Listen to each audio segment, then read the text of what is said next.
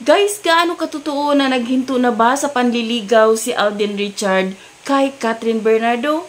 Hi everyone! This is Manay Gina and welcome back sa aking YouTube channel.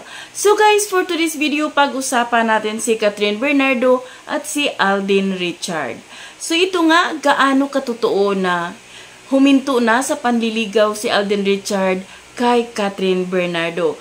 Usap-usapan ngayon sa mundo ng show business, usap-usapan ngayon sa social media na nagtataka yung mga netizen kung bakit sobrang tahimik ngayon ang Kathryn. Merong mga komento na tahimik kasi sila na.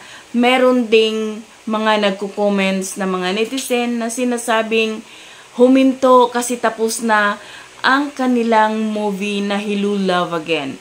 At ang yung kaswitan nilang dalawa or ang panliligaw ni Alden is promo lang sa kanilang movie. So, gaano ito katotoo? Guys, ito napanood ko sa Showbiz Updates ni OG Diaz na talagang nag-stop na sa panliligaw si Alden Richard kay Kathryn Bernardo at napag-usapan daw nila na maging friends na lang sila. So kung gaano man ito katotoo, kung totoo man ito, syempre respetuhin natin kung ano yung desisyon nila.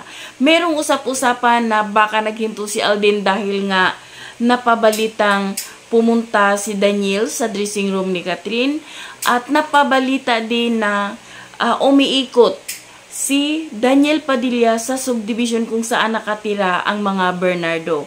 At meron ding usap-usapan na sekretong nag-uusap si Daniel at saka si Kathryn.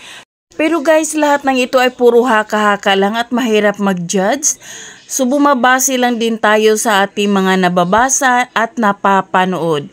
So wala din talaga tayong matibay na ebidensya. So yun lang guys. Thank you for watching. Until then, bye. God bless everyone.